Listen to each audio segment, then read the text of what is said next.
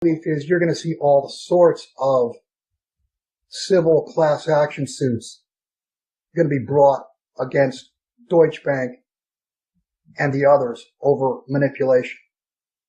And the fact that they admitted guilt, it's slam dunk automatic win for class action suits. Mm-hmm. The danger to Deutsche Bank, the danger to the cabal is discovery.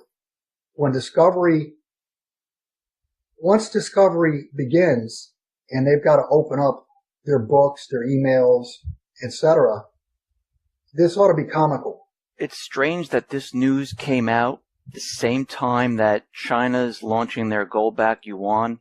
No, I don't. I think there's a whole, and I'll give you a list in a little bit. There's a whole list of stuff that's come out just over the last 2 weeks. This is all coming to a head. Today, the 19th, this has been a day, precious metal people have been waiting for because China has begun their gold fix away from London, and also the ABX exchange has opened up.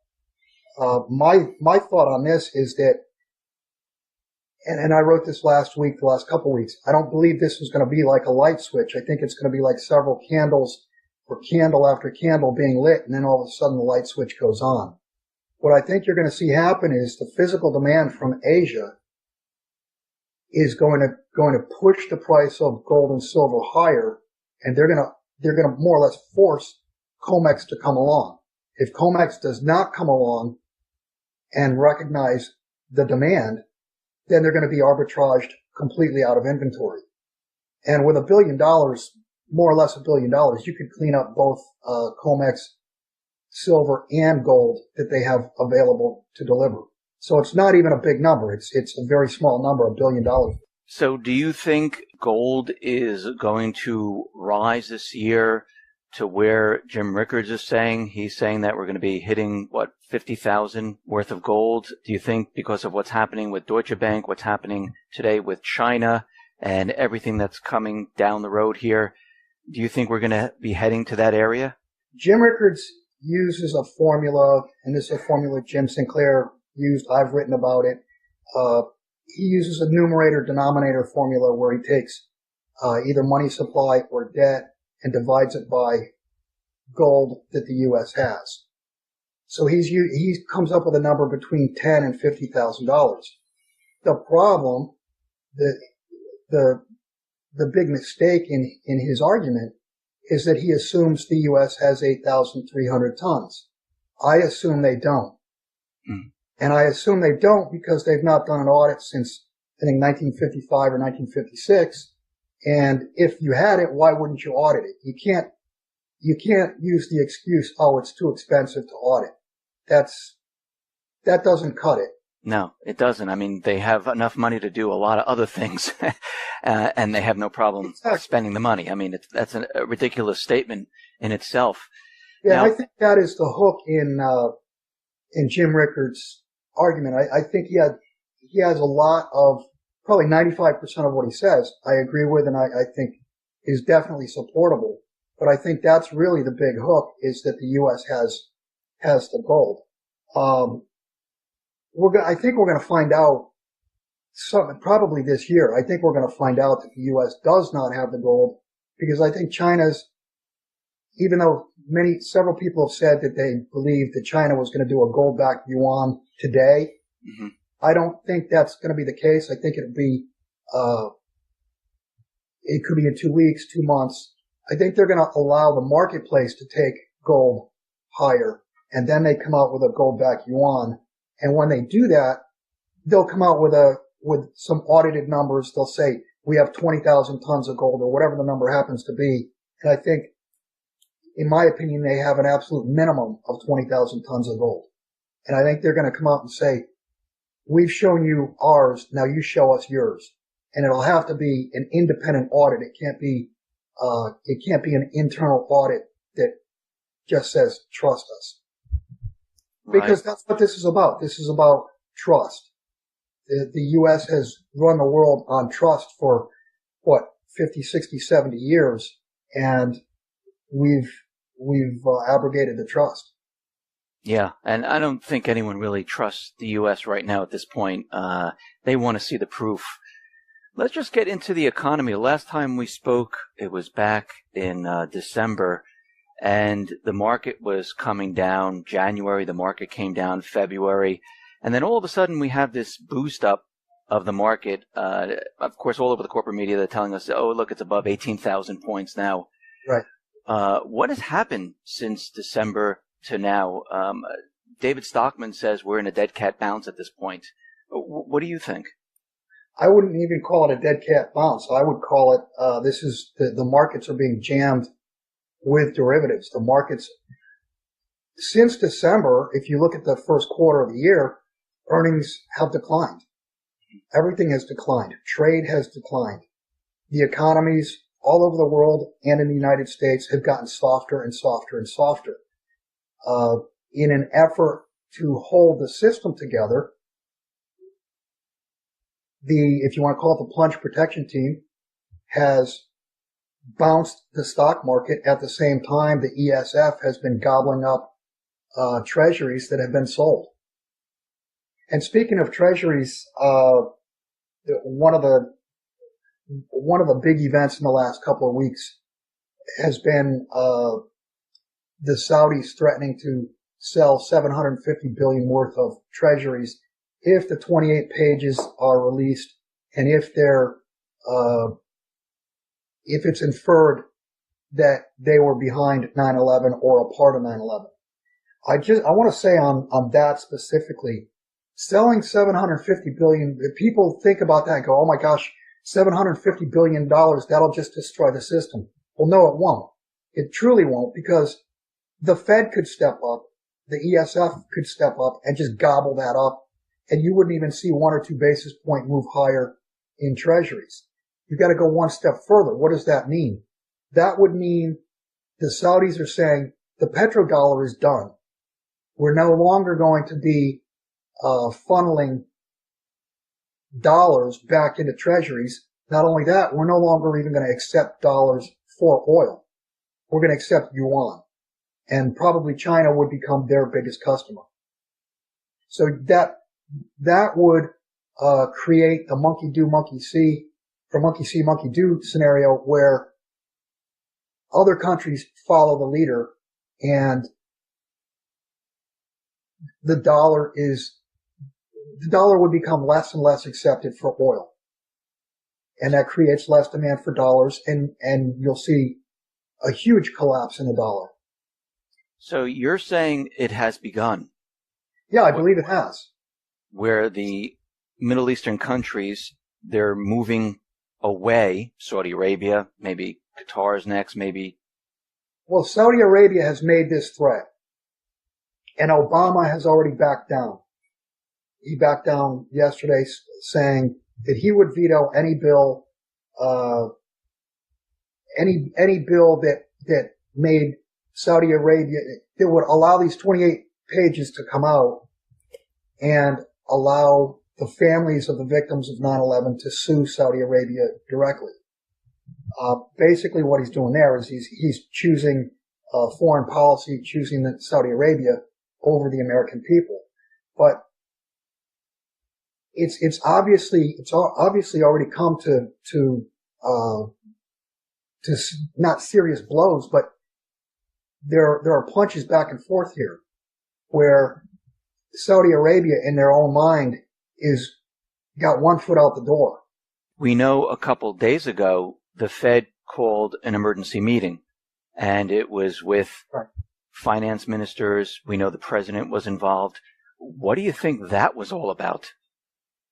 The expedited meeting last Monday, in my opinion, had to do with all of what we're talking about, but I think possibly specifically it had to do with Hertha Bank in Austria that was bailed in, and there were 3 Italian banks that were on the verge of collapse last week.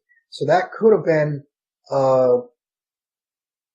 back policy or backroom policy trying to figure out how to not let the derivatives time bomb blow up. And the following day, you had a meeting between Yellen, Obama, and Biden. And then the day after that, there were G20 ministers from all over the world in Washington. And last Thursday, I believe there was a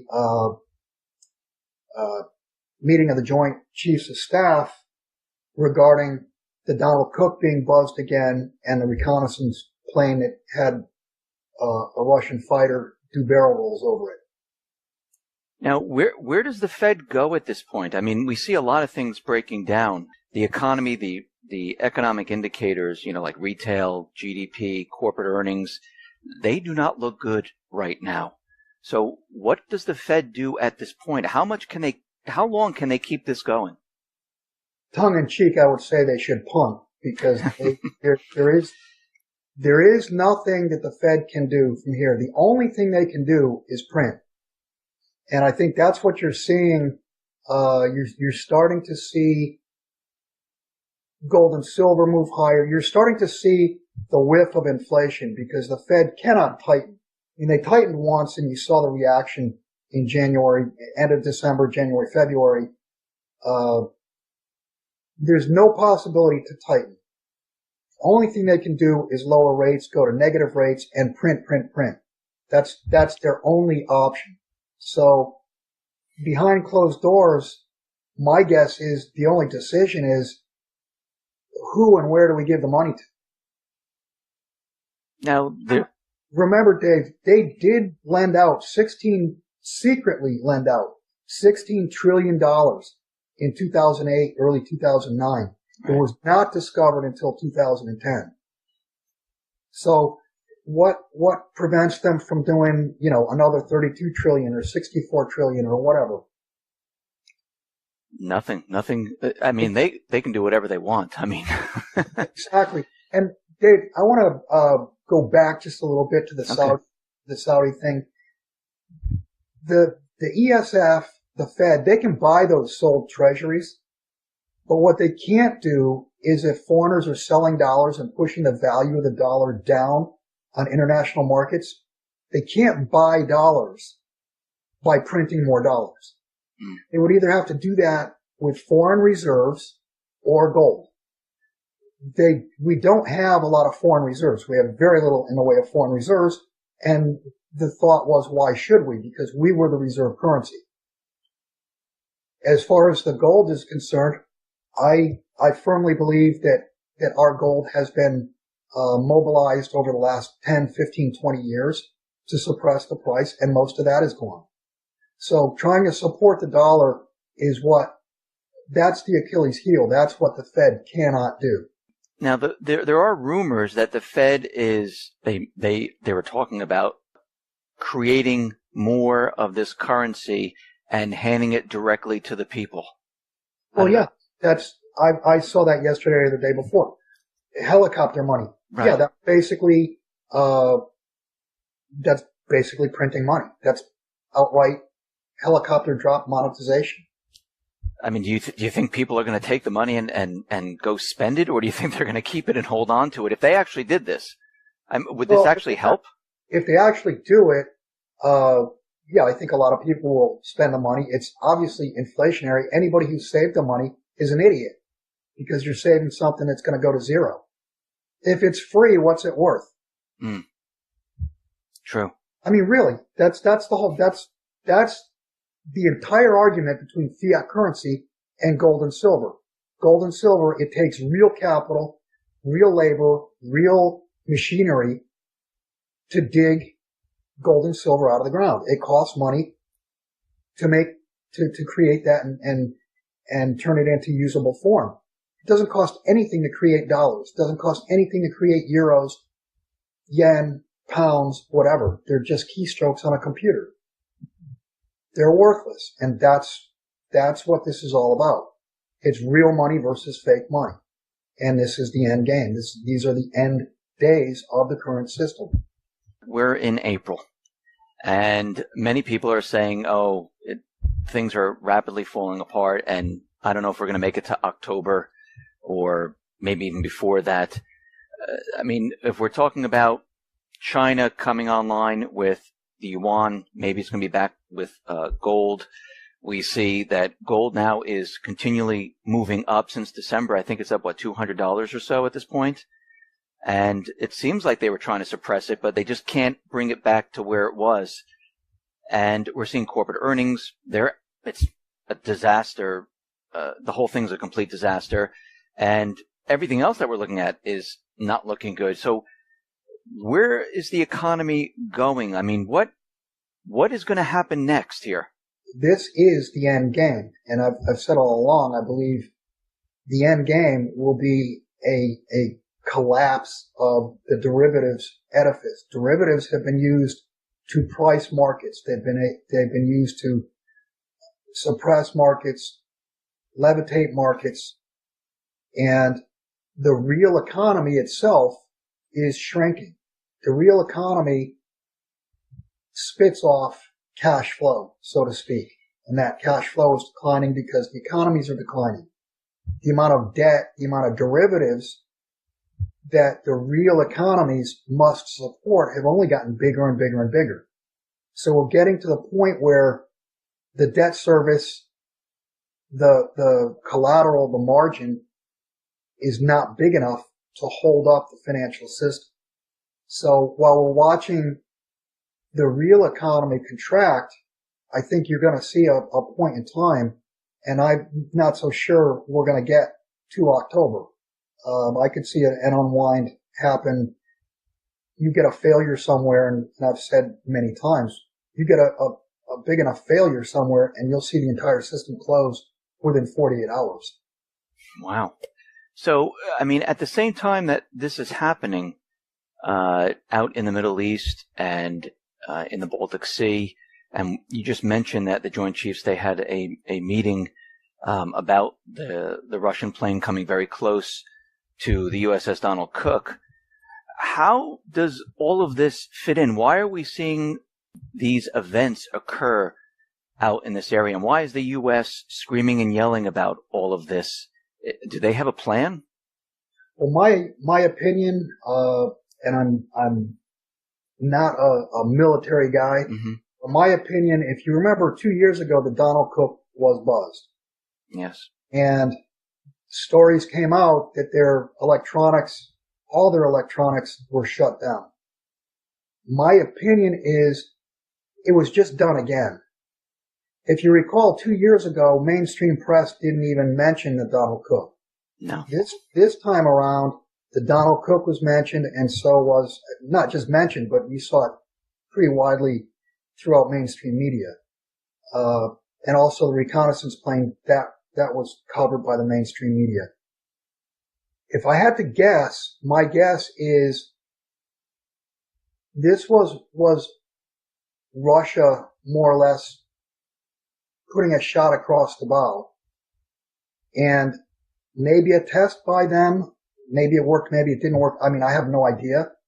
But my guess is if they truly do have had the technology to shut down the Donald Cook, either they tried to do it again, it worked, it didn't work, but it basically was in your face from Russia to the United States. They know that our military is weakening. We were spending less on it. Even the military themselves say we can't fight a two-front war now. That is true. And I also read something that the Marine Corps, a third of their... You saw this? Yeah, only 1/3 is functional, I think. Yeah. So of the aircraft, yeah. So this does not look good, and it seems at this point that, from my perspective, is that Russia is continually trying to push peace in the Middle East, and the U.S. is kind of on the other side trying to still reach their goal of removing Assad.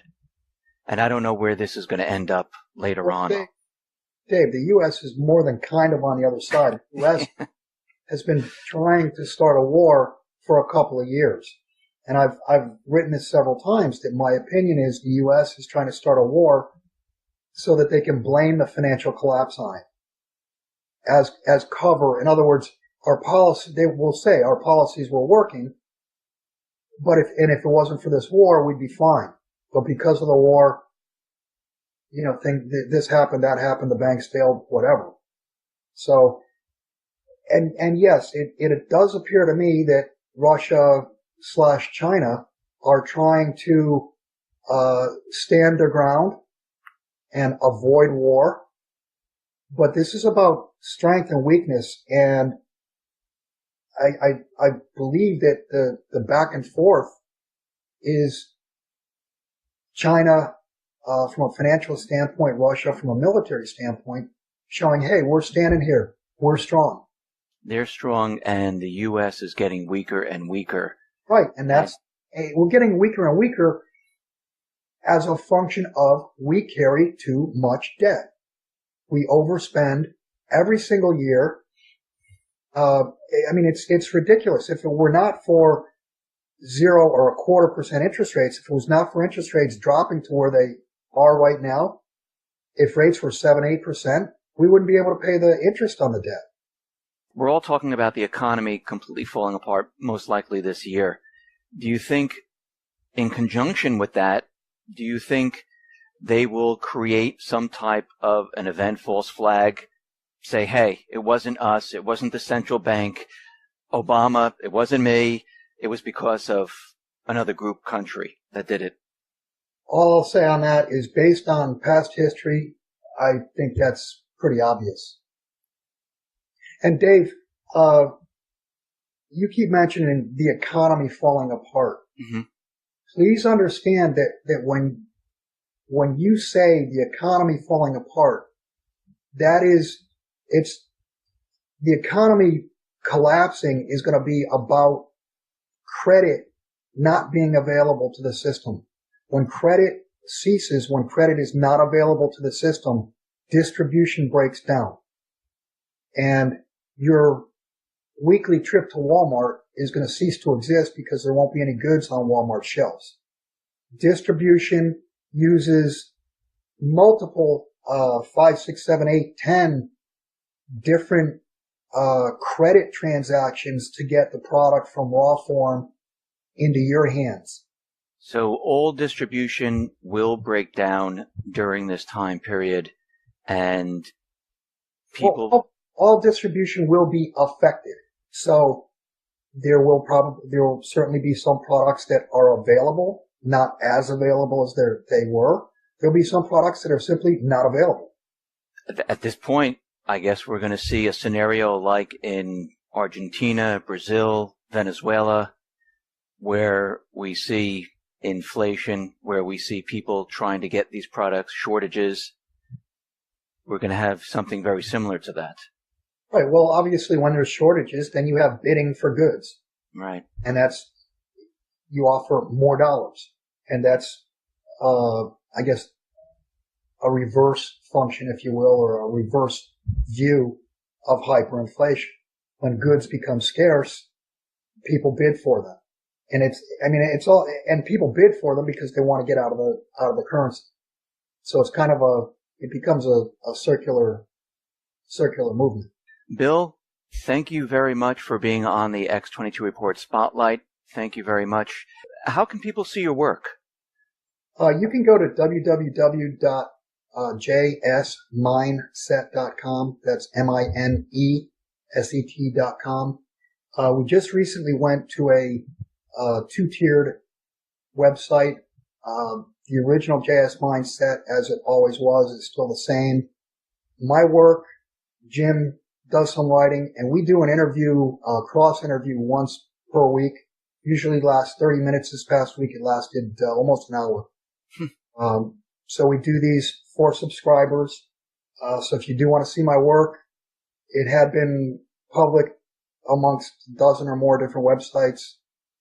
At this point, I only put out 1 or maybe 2 public articles per month, and what I think you're going to see happen is the physical demand from Asia is going to push the price of gold and silver higher, and they're going to more or less force COMEX to come along.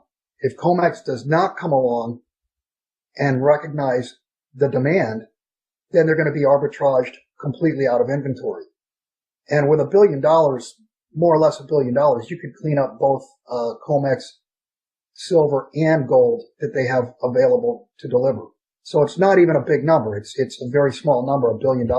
So do you think gold is going to rise this year to where Jim Rickards is saying? He's saying that we're going to be hitting, 50,000 worth of gold. Do you think because of what's happening with Deutsche Bank, what's happening today with China, and everything that's coming down the road here, do you think we're going to be heading to that area?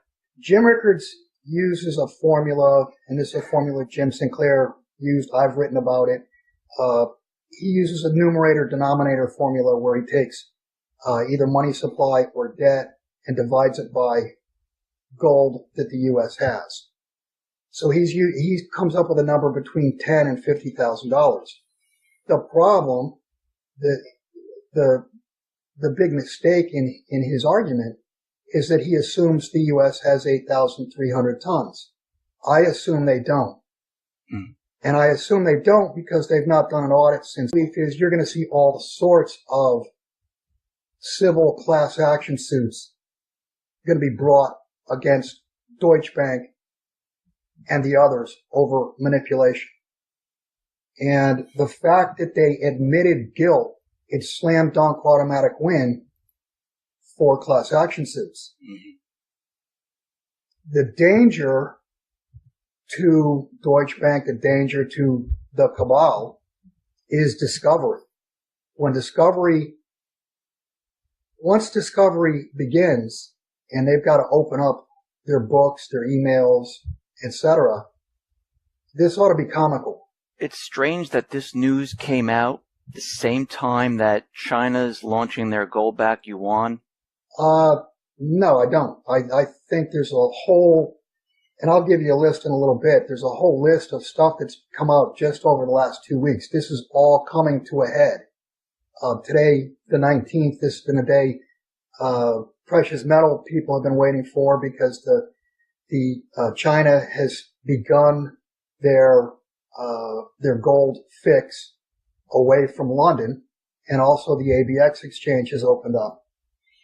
My thought on this is that, and I wrote this last week, the last couple of weeks, I don't believe this is going to be like a light switch. I think it's going to be like several candles or candle after candle being lit, and then all of a sudden the light switch goes on. It can't be an internal audit that just says, trust us. Right. Because that's what this is about. This is about trust. The U.S. has run the world on trust for, 50, 60, 70 years, and we've abrogated the trust. Yeah, and I don't think anyone really trusts the U.S. right now at this point. They want to see the proof. Let's just get into the economy. Last time we spoke, it was back in December, and the market was coming down. January, the market came down. February, and then all of a sudden we have this boost up of the market. Of course, all over the corporate media, they're telling us, oh, look, it's above 18,000 points now. Right. What has happened since December to now? David Stockman says we're in a dead cat bounce at this point. What do you think? I wouldn't even call it a dead cat bounce. I would call it, this is, the markets are being jammed with derivatives. The markets, since December, if you look at the first quarter of the year, earnings have declined. Everything has declined. Trade has declined. The economies all over the world and in the United States have gotten softer and softer and softer. In an effort to hold the system together, if you want to call it the plunge protection team, has bounced the stock market at the same time the ESF has been gobbling up treasuries that have been sold. And speaking of treasuries, one of the big events in the last couple of weeks has been the Saudis threatening to sell $750 billion worth of treasuries if the 28 pages are released and if it's inferred that they were behind 9/11 or a part of 9/11. I want to say on that specifically, selling $750 billion, if people think about that and go, oh my gosh, $750 billion, that'll just destroy the system. Well, no, it won't. It truly won't, because the Fed could step up, the ESF could step up and just gobble that up, and you wouldn't even see 1 or 2 basis point move higher in treasuries. You've got to go one step further. What does that mean? That would mean the Saudis are saying the petrodollar is done. We're no longer going to be funneling dollars back into treasuries. Not only that, we're no longer even going to accept dollars for oil. We're going to accept yuan. And probably China would become their biggest customer. So that would create a monkey do, monkey see, or monkey see, monkey do scenario where other countries follow the leader, and I think 1955 or 1956, and if you had it, why wouldn't you audit it? You can't use the excuse, oh, it's too expensive to audit. That doesn't cut it. No, it doesn't. I mean, they have enough money to do a lot of other things, and they have no problem spending the money. I mean, that's a ridiculous statement in itself. Yeah, now, I think that is the hook in Jim Rickards' argument. I think he has a lot of, probably 95% of what he says I agree with, and I think is definitely supportable. But I think that's really the big hook, is that the U.S. has the gold. I think we're going to find out something probably this year. I think we're going to find out that the U.S. does not have the gold, because I think China's, even though several people have said that they believe that China was going to do a gold-backed yuan today, mm-hmm. I don't think that's going to be the case. I think it could be in 2 weeks, 2 months. I think they're going to allow the marketplace to take gold higher, and then they come out with a gold-backed yuan. And when they do that, they'll come out with some audited numbers. They'll say, we have 20,000 tons of gold, or whatever the number happens to be. And I think, in my opinion, they have an absolute minimum of 20,000 tons of gold. And I think they're going to come out and say, we've shown you ours, now you show us yours. And it'll have to be an independent audit. It can't be